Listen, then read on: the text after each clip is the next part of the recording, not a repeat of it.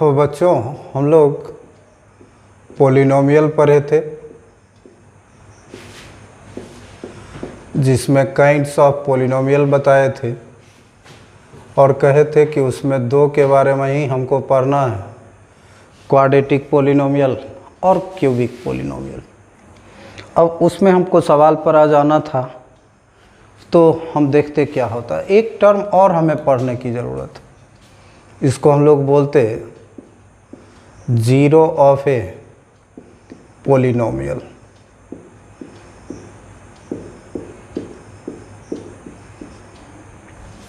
Zero of a polynomial ये क्या होता है, ये कहते किसको, जरा देखें हम।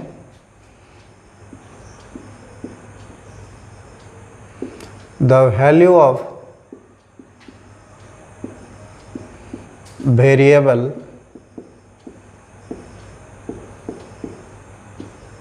in a polynomial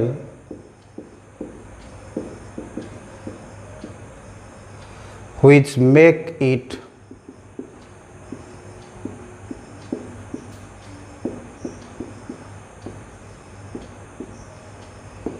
equal to 0 is called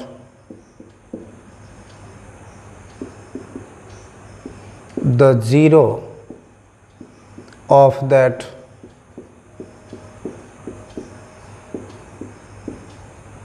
polynomial. The value of variable in a polynomial which makes it equal to 0 is called the zero of that polynomial. ये क्या लिखे जरा हम देखते हैं।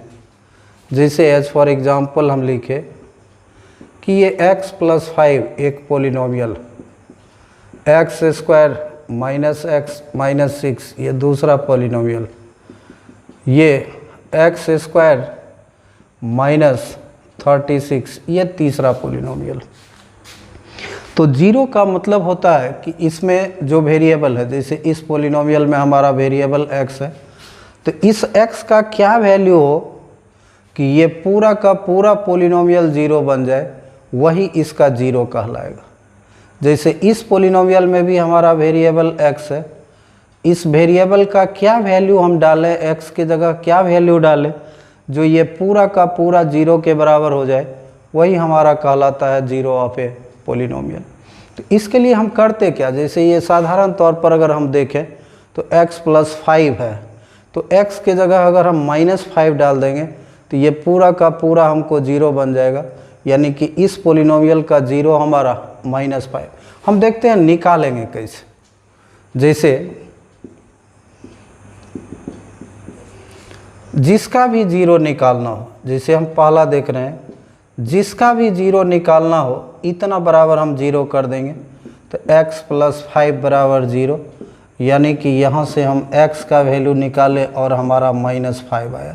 यानी कि हम जो पहला क्वेश्चन लिए थे उस पोलिनोमियल का जीरो हमारा ये निकला -5, जीरो ये निकला का मतलब x के जगह अगर हम -5 डालेंगे तो ये पूरा पोलिनोमियल जीरो के बराबर हो जाएगा। इसी तरह से अगर हम दूसरा सवाल को देखें, दूसरा को x² जिसे हमको जीरो निकालना है, तो फॉर जीरो जो भी पोलिनोमियल है इतना बराबर तुम जीरो कर दो, जैसा कि हम ये जीरो कर दिए। अब इसको हम फैक्टराइज करते, इसको फैक्टराइज करेंगे तो x² - 3x + 2x - 6 बराबर 0। यहाँ से कॉमन करोगे तो x - 3, 2 कॉमन करोगे तो x - 3, फिर यहाँ से हमारा x - 3 कॉमन है और ये x + 2 = 0 हो गया। अब यहाँ से हम x का वैल्यू निकालते हैं, तो यहाँ से x का वैल्यू हमारा निकलेगा, यहाँ से अगर निकालें तो +3, यहाँ से अगर हम निकालें तो -2, तो यही हमको जीरो हुआ। अब तुम इसको चेक करके देख सकते हो, इस x के जगह अगर हम 3 डालेंगे तो ये पूरा पोलिनोमियल जीरो के बराबर हो जाएगा। जैसे 3 डालो तो 9, यहाँ 3 डालो तो ये -9 और ये जीरो के बराबर हो गया। अगर -2 डालते हो तो -2 का स्क्वायर 4, ये +2, ये 6, 6 से 6 गया। तो हमने डेफिनीशन में बताया कि वेरिएबल, किसी भी पॉलिनोमियल में वेरिएबल का वह वैल्यू जो इस पूरे पॉलिनोमियल को 0 के बराबर कर दे, इसी को हम लोग जीरो ऑफ द पॉलिनोमियल बोलते हैं। इसी तरह से हम तीसरा सवाल देखते हैं। जैसे हमको इसका 0 निकालना है तो एक्स स्क्वायर हम लिखेंगे फॉर जीरोज जो भी पॉलिनोमियल है x square minus 36 is equal to 0। अब इसको ज़रा सॉल्व करके देखो क्या आता है। तो इसको सॉल्व करोगे तो ये एक्स स्क्वायर और 36 को हम 6 का स्क्वायर लिखते हैं, ये ए स्क्वायर माइनस बी स्क्वायर, तो ए माइनस बी इंटू ए प्लस बी बराबर 0। फिर यहाँ से हम x निकालेंगे तो 6 और यहाँ से x निकालेंगे तो -6, तो ये हमारा 0 आया। कोई भी वैल्यू तुम डाल के देख लो, 6 भी डालोगे, जैसे +6 डालते हैं तो 6 का स्क्वायर 36, 36 से 36 को घटाओ 0, -6 भी डालते तो -6 का स्क्वायर 36, 36 से 36 को घटा दो 0, यानी कि दोनों ही वैल्यू डालने से ये पॉलिनोमियल 0 हो जाता है। तो ये दोनों वैल्यू उसका 0 कहलाएगा, उस पॉलिनोमियल का 0 कहलाएगा। अब गौर करने की बात ये है, एक तो ये हम 0 कैसे निकालेंगे हमने बताया। तो अब हम देखते हैं ये जो दो वैल्यूज हमारा आया,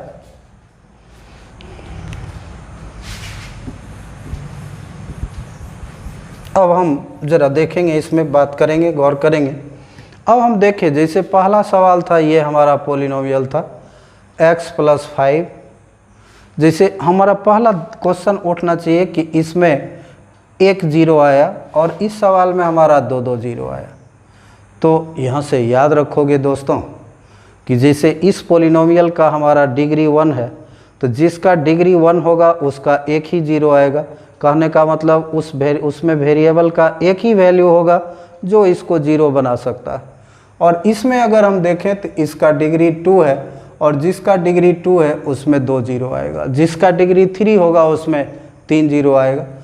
तो ये जो दो वैल्यू आया, इस दो वैल्यू को हम लोग जीरोज या रूट्स बोलते हैं ऑफ ए पॉलिनोमियल।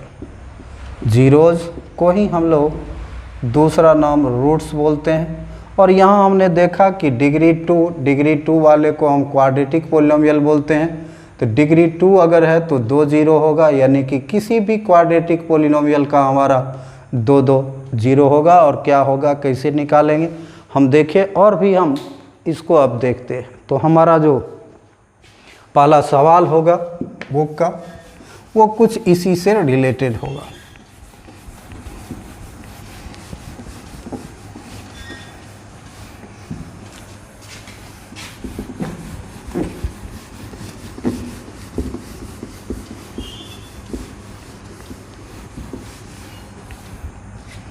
तो अब हम देखते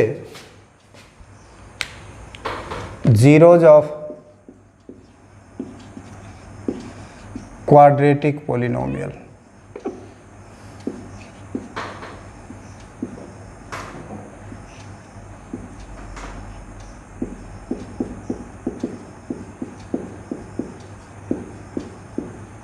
तो हमने बताया कि क्वाड्रेटिक पॉलिनोमियल का मतलब ax² + bx + c, और क्वाड्रेटिक पॉलिनोमियल बोलते हैं जिसका डिग्री 2 हो, यानी कि क्वाड्रेटिक पॉलिनोमियल होगा तो इसका डिग्री 2 होगा। हम यहाँ पर सवाल भी ले रहे हैं कि अब हमको क्या करना है।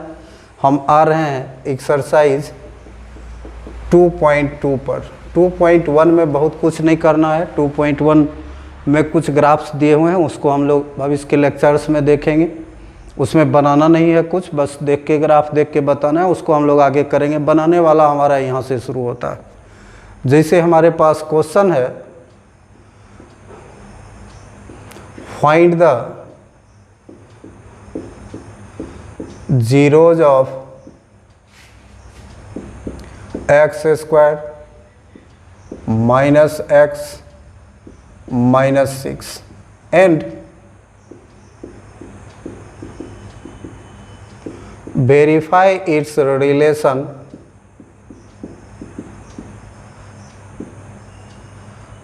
विथ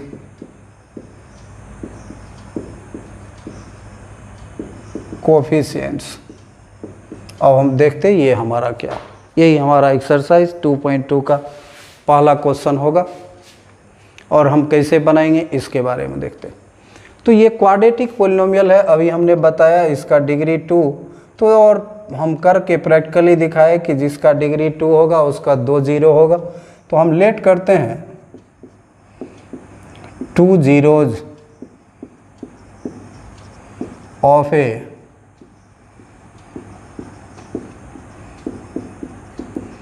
क्वाड्रेटिक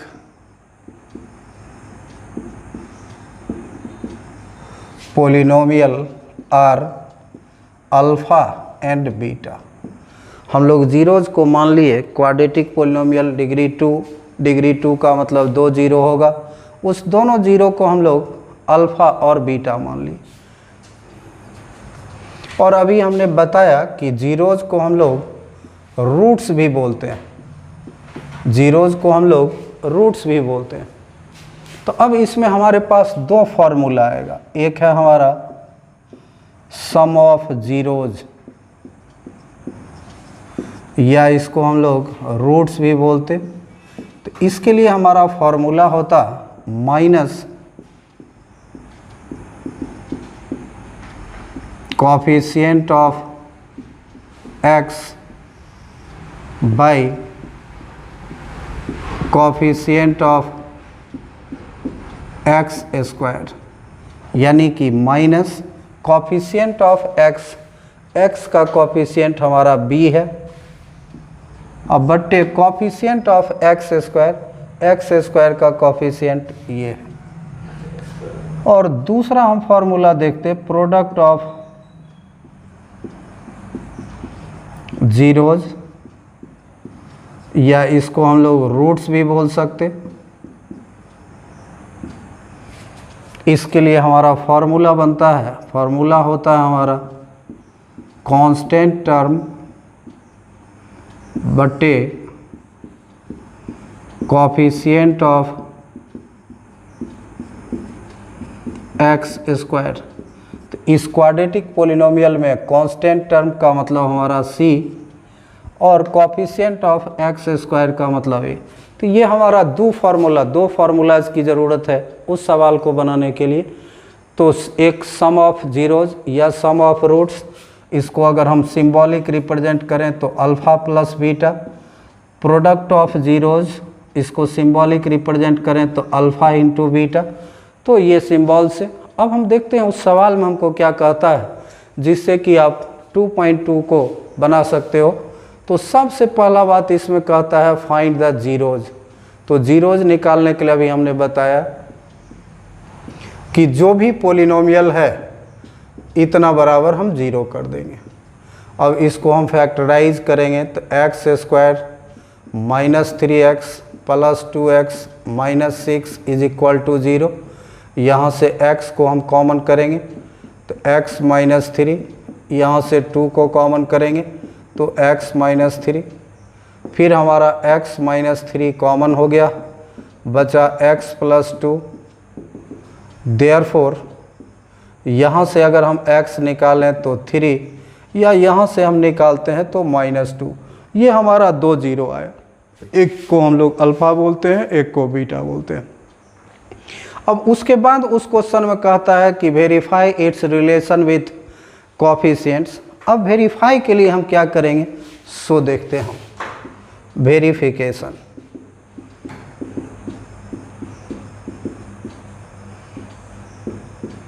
इसमें हम सम ऑफ रूट्स कर लेते हैं। सम ऑफ रूट्स किए तो एक रूट है 3, दूसरा रूट है -2, इसका सम कर लो, ये आएगा +1। तो सम ऑफ रूट्स हम निकाले, ये हमारा आया 1। अब सम ऑफ रूट्स हम इस फार्मूला से निकालते हैं, सम ऑफ रूट्स हम फार्मूला से निकालते हैं, सम ऑफ रूट्स। तो सम ऑफ रूट्स के लिए फार्मूला हमने बताया minus coefficient of x by coefficient of x square. तो इसमें ये फॉर्मूला का माइनस कोफिशिएंट ऑफ एक्स, ये एक्स है, इसमें कुछ ही चीज़ से नहीं मल्टीप्लाई है यानी कि 1 से है तो -1। अब बट्टे कोफिशिएंट ऑफ एक्स स्क्वायर कुछ नहीं का मतलब 1 और ये देखो हमारा +1 आ गया। तो ये वेरीफाई यही हो गया कि हम जो ओरिजिनल रूट्स निकाले उससे सम किए तो भी 1 और हमारा जो फॉर्मूला होता है उससे भी सम ऑफ रूट्स किए तब भी 1, यही हमारा वेरीफाई हो गया। अगर ये दोनों हमारा अलग आता है तो तुमने जो ये सॉल्व किया दैट इज़ रॉन्ग, वह तुम्हारा गलत है या कहीं ना कहीं तुम गलती कर रहे हो जो दोनों इक्वल नहीं आ रहा है। एक और वेरीफाई में हमको दोनों चीज़ करना होगा, तो प्रोडक्ट ऑफ रूट्स करेंगे। तो प्रोडक्ट ऑफ रूट्स, तो ओरिजिनल रूट है हमारा 3 और -2, ये हमारा आ गया -6।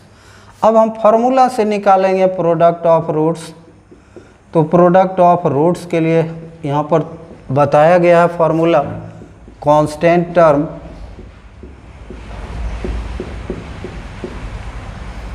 By coefficient of x square. तो देखो इसमें तुम्हारा इस पोलिनोमियल में कांस्टेंट टर्म 6 और माइनस है तो -6 लेंगे। अब by coefficient of x square का कोफिशिएंट कुछ नहीं का मतलब 1। अब तुम गौर से देख लो कि दोनों रूट का हम ओरिजिनल रूट का प्रोडक्ट किए तो भी -6 और फार्मूला से हम प्रोडक्ट ऑफ रूट्स निकाले तो भी -6। तो यही हमको वेरीफाई करने के लिए कह रहा था कि रूट्स निकालो और उसको वेरीफाई करो कि उसका कोफिशिएंट्स के साथ जो रिलेशन है उससे क्या वो आ पाता है या नहीं। तो आप लोग एक्सरसाइज 2.2 बनाओगे और हम फिर अगले दिन देखेंगे कि और हम लोग क्या कर सकते हैं, और भी बातें होगी इसका और कुछ प्रॉब्लम्स बताते हुए हम आगे बढ़ेंगे। Thank you.